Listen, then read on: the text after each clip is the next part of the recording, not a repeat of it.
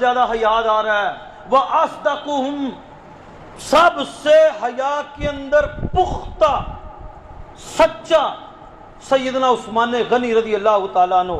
رسول اللہ صلی اللہ علیہ وسلم نے اپنی دو صاحبزادیاں یکے بعد دیگرے حضرت عثمان کے نکاح میں دیں اور رونے لگے جب ان کی دوسری زوجہ محترمہ رسول اللہ صلی اللہ علیہ وسلم کی دوسری دختر فوت ہوئیں تو کہتے ہیں کہ آج کے بعد مجھے کوئی داماد رسول اللہ نہیں کہے گا۔ رسول اللہ صلی اللہ علیہ وسلم نے فرمایا عثمان، اگر میں محمد کی 40 بیٹیاں بھی ہوں تو میں ایک ایک کر کے تیرے نکاح کے اندر دیتا، تو قیامت تک کے دن تک کے لیے محمد کا داماد ہے صلی اللہ علیہ وسلم۔ ایک داماد پورے خاندان کی عزت ہوتا ہے، اے میرے برا دا داماد ہے، اور یہ ہمارے رسول کا داماد ہے اور دوہرا داماد ہے، ذو النورین، دو نور اس کے نکاح کے اندر، اللہ کے رسول کے چشم و چراغ،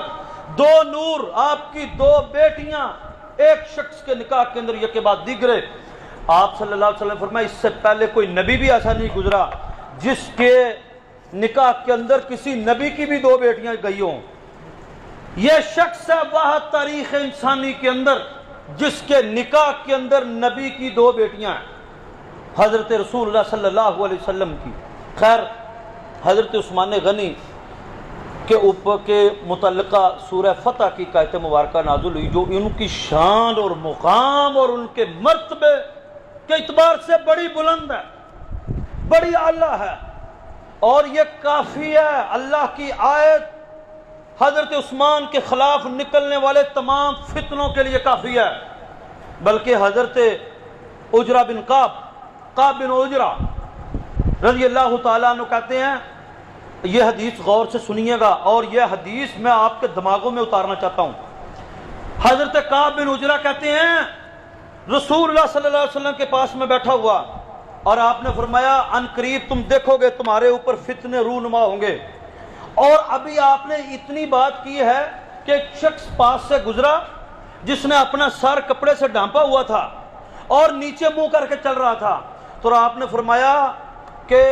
اس فتنے کے دور کے اندر ھذا یومئذ علی الہدی، یہ وہ بندہ جو جا رہا ہے نیچے منہ کر کے